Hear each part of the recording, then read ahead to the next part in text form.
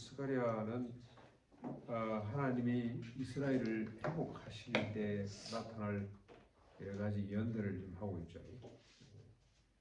그동안에 북쪽 이스라엘은 아수르에게 망하고 남쪽 유다는 바벨론에게 망했잖아요. 그래서 포로로 끌려가서 70년 세월을 보내고 이제 하나님이 회복하실 때 될 일들을 예언해 놓은 겁니다. 이스라엘 백성들을 위로하기 위해서 그렇게 하셨겠죠. 근데 하나님이 이스라엘을 회복하실 때 지금 뭘 하겠다는 겁니까?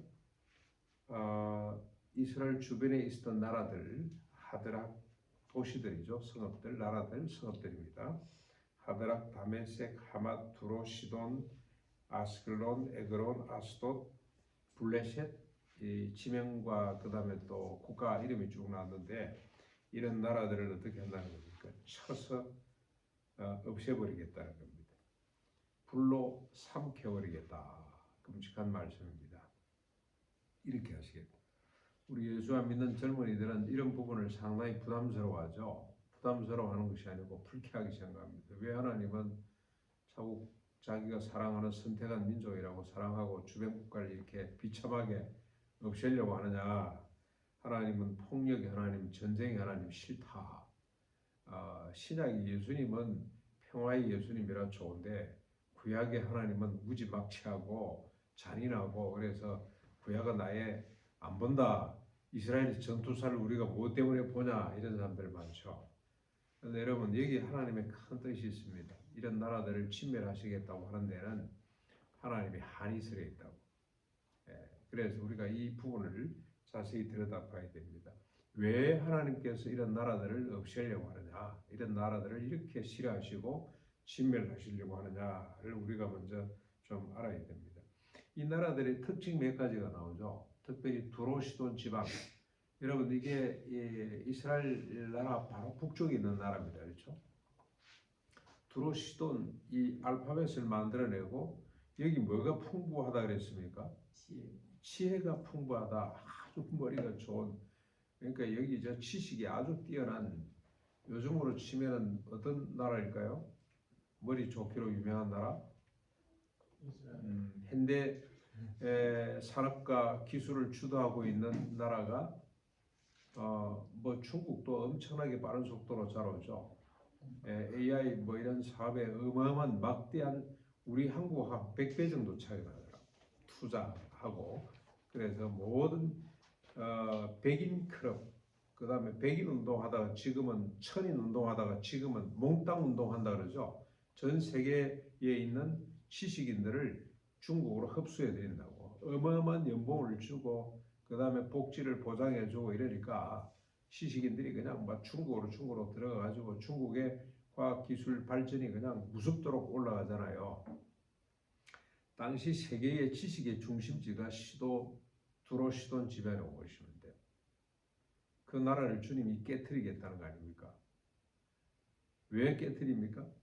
그 지식과 불을 기반으로 해서 자기들의 교만을 쌓고 교만에 빠지고 자기들의 생각을 전 세계에 유통시키려고 그러고 자기들의 사상과 자기들의 철학으로 그냥 온 세계를 해결하려고 그러고 그러면서 더 많은 지식과 불을 쌓으려고 계속해서 이스라엘을 괴롭히는 거죠.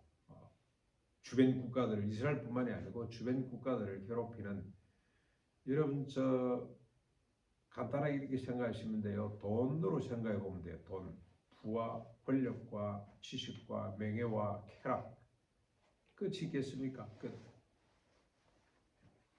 뭐 때문에 그런 걸 자꾸 가지려고 그러죠? 근본적으로 자기 애적 욕망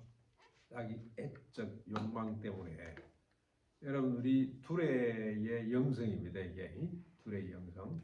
오늘 이렇게 또 만나서 너무 참 반갑고 귀한데 여러분 우리 이 아들 딸들이 오는 기분으로 내가 너무 일 많이 해가지고 지금 정신 몽롱할 정도.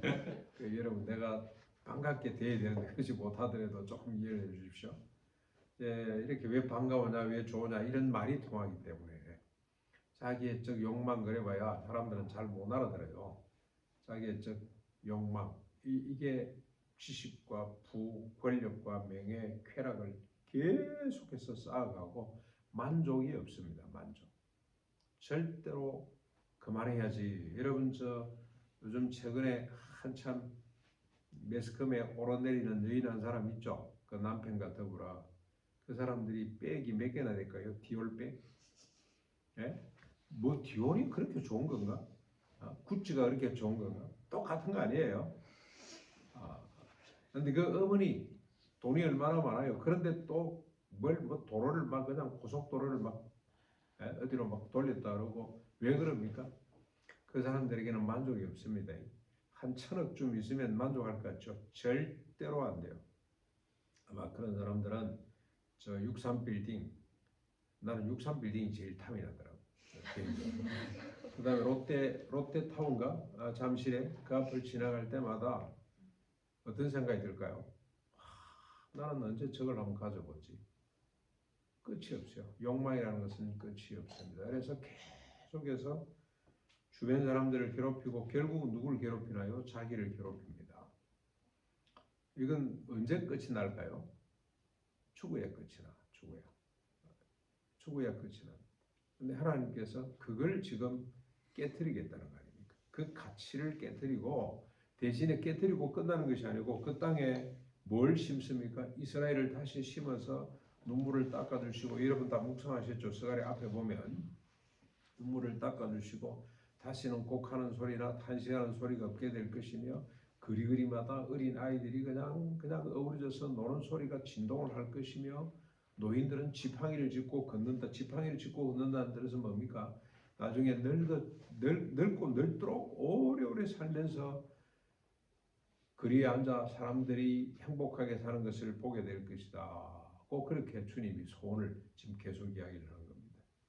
이스라엘이 또 두로시돈처럼 부와 권력과 지식을 쌓고 그걸 가지고 또 욕망이 끝이 없이 타자를 괴롭히고 이러면 어쩝니까?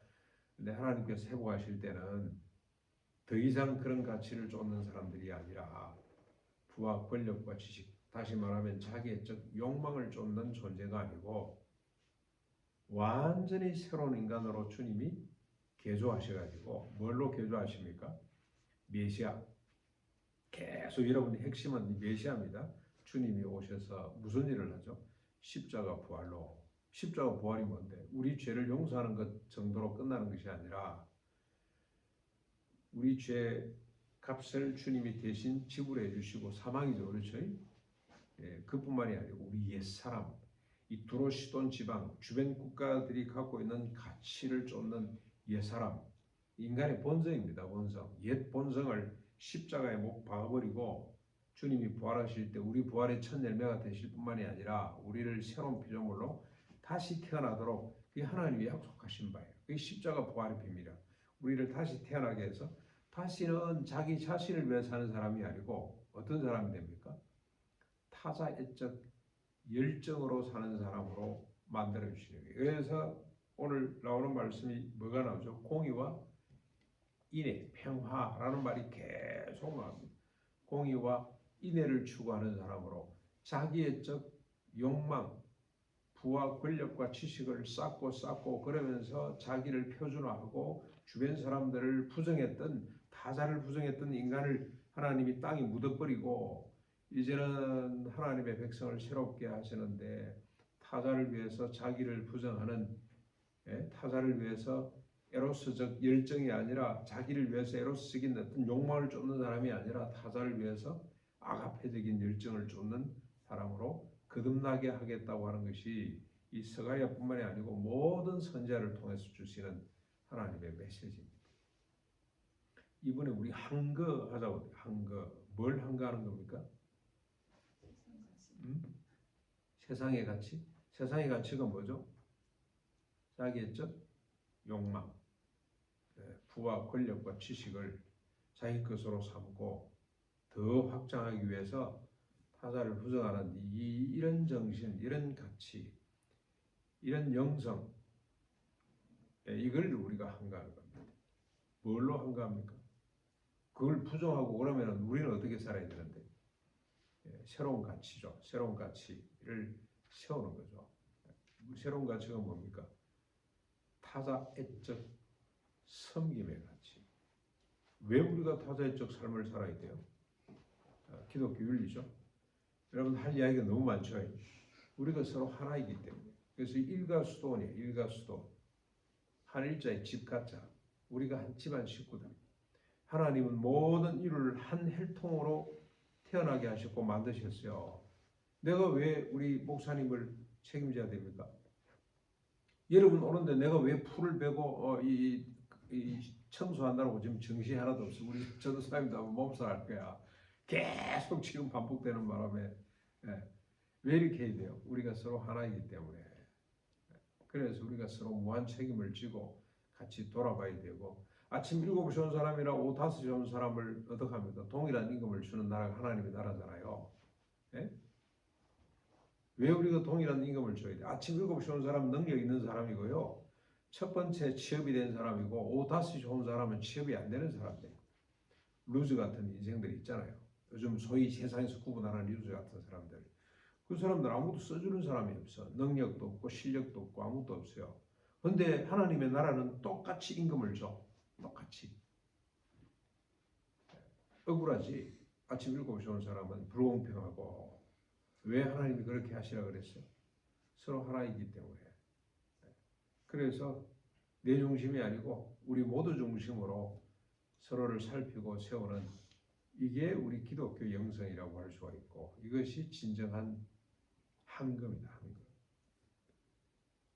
오늘도 구원받은 예수님의 십자가 부활을 아는 사람으로 이 하드락, 다메섹, 하맛, 시돈, 두로 이 지역의 가치를 쫓는 사람이 아니라 세상의 가치를 쫓는 사람이 아니라 하나님의 나라 가치를 쫓는 사람으로 자기의 욕망에 빠져서 허우적거리는 삶이 아니라 타자의 섬김의 삶을 멋있게 살아내는 그런 수련회가 되고 그런 삶이 될 수 있기를 주님 이름으로 축원합니다.